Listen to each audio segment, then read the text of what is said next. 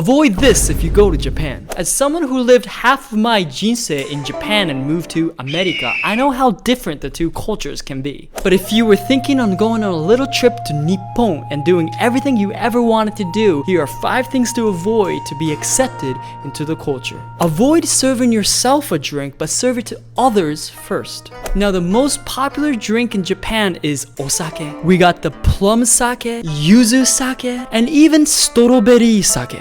Arigato to Tipsy Sake for sending me these. But if you're in Japan, you have to serve sake to your tomodachi first and just wait till someone else serves it for you.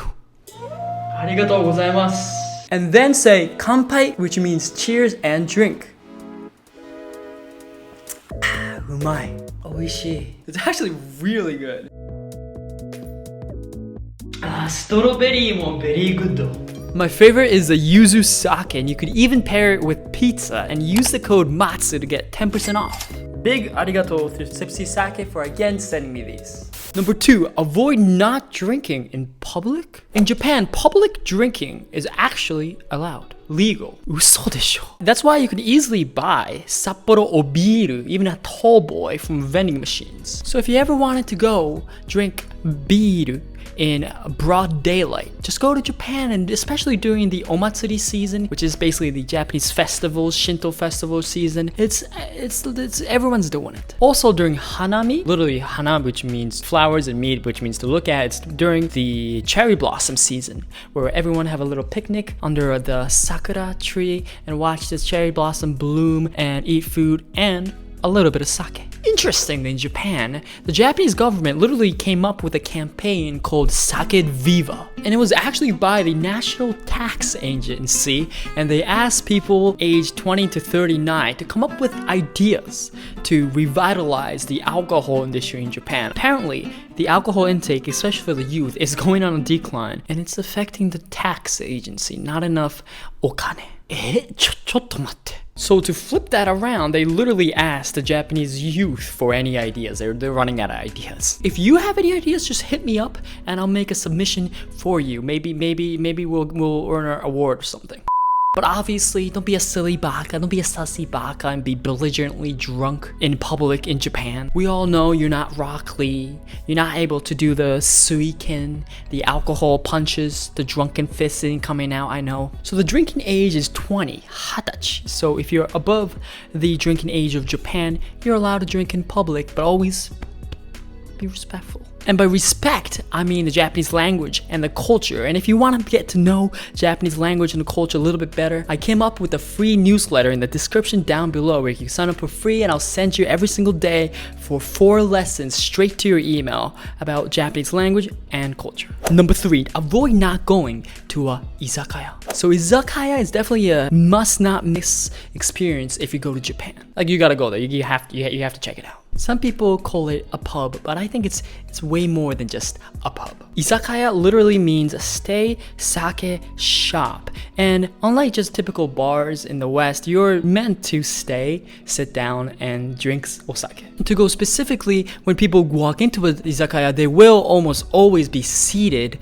on an actual chair or actual table, Western style, even zashiki, Japanese style, where you would sit on a cushion. And while drinking, you get legit the stream of best Japanese food out there. And typical menus are actually so diverse and loaded, and it's actually inexpensive. So some of it to list off, we got the classic, it's spread to the west, edamame. Japanese people think it goes so well with beer. We got the karaage, which is Japanese style fried chicken. Kushiyaki, it's kind of like a kebab, but like a little bit of teriyaki chicken kind of feel. Sashimi, maki-zushi, you know, a little bit of sushi going on. A little nabe, and maybe even a Japanese style pizza to throw it in, like just the one I just had right now. The popular drinks are obviously sake, which is alcohol made out of rice. Beer, obiru, the famous ones are like Sapporo, Asahi, Kirin, and shochu, which is like Japanese distilled drink. But if you don't want to drink, you don't have to drink, and there's definitely non-alcoholic drinks like oyocha, classic teas, and other Japanese juices. It's pretty good. And why I recommend so much is not just the food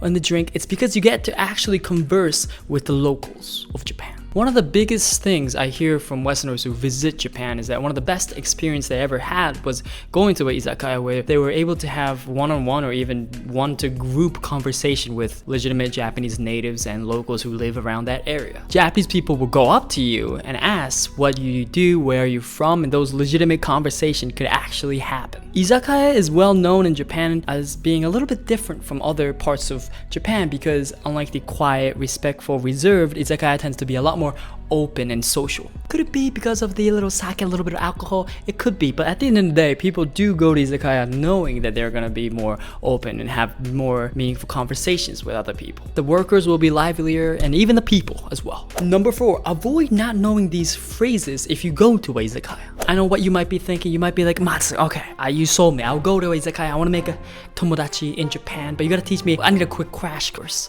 on what Japanese phrases I need to know at a izakaya. So I'll be able to, have a little foot in during a conversation. And this is pretty important because typically izakaya people probably can't speak English. No English, please. Alright, so memorize these phrases because I will guarantee you will use all of them. Osusume wa nan desu ka? Osusume, which means recommendation, and nan desu ka is what is it? What is your recommendation? Because each izakaya might have their own little flair. Maybe this izakaya has good sashimi, maybe this izakaya has a nice nabe hot pot. Biru kudasai, which means can I have beer? Biru is beer and kudasai is can I please have it. However, if you don't know a name of something, just say kore kudasai. If you're like looking at the menu, just say kore kudasai because kore means this that's close to you and kudasai means can I please have it. Mo ippai kudasai, which means can I have one more drink? It's specifically drink because ippai is a counter for drinks. You don't have to know that too much, but just say mo ippai kudasai. One more drink, can I have it? Otearai wa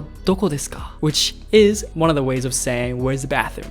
Otearai technically means hand wash, but it means the bathroom. And doko desu ka is where is it? A chumon onegai shimasu. So Japanese waiters could tend to be busy. So you have to kind of shout at them a little bit that, hey, I'm ready to order. And chumon, which means to order, and onegai shimasu is can I please? Not please have it, but can I please do it? And then check onegai shimasu or okaike onegai shimasu. So check means literally check. Okaike is a Japanese way of saying check. And onegai shimasu, you might have memorized it. Now, can I please? Now go back and replay that and make sure you understand what each of them means and how to pronounce it just the same way I pronounced it. But if you already knew that and you want more practice sheets, or if you even didn't know that but you need more practice sheets, check out Nihongo Master with 100+ practice sheets in the description down below. Number 5, avoid not following the sake etiquette. When people in the US see a sake cup, it might be instinctual for them to just take it like a shot. But if you look closely, it is not the shot cup, so don't take it like a shot. And especially if you know what sake bombs are. Sake bombs are essentially a Western creation where they use sake and it kind of falls into the cup. And that does not exist in Japan. If you say, hey, sake bomu onegai shimasu, they'll be like, what the nani did he just say? Also, when serving alcohol, always use 2 hands, and when receiving alcohol, always use 2 hands, as that will be respectful. And the drinking only happens when everyone has their cup full, and when everyone's ready, you'll say kanpai or otsukaresama deshita, which is like, everyone did a great job. I know you're tired, but you could continue on and then take a sip. And if you have your sake cup empty, that's when people will continually top you off. So if you're full, just leave it a little bit. Leave a little sake in there and people will be like, okay, I'm not gonna add more in. Personally, I'm not the strongest alcohol drinker. My face does get a little bit red like a tomato. I've been called a tomato in Japan because of that. But I love izakaya, the izakaya food and all that. Experience is definitely something you will remember forever. So check out izakaya if you go to Japan, and if you have any ideas of how to get the youth drinking again, let me know. Please like and subscribe to join the Nakama. Keep that tatakai mindset, and peace.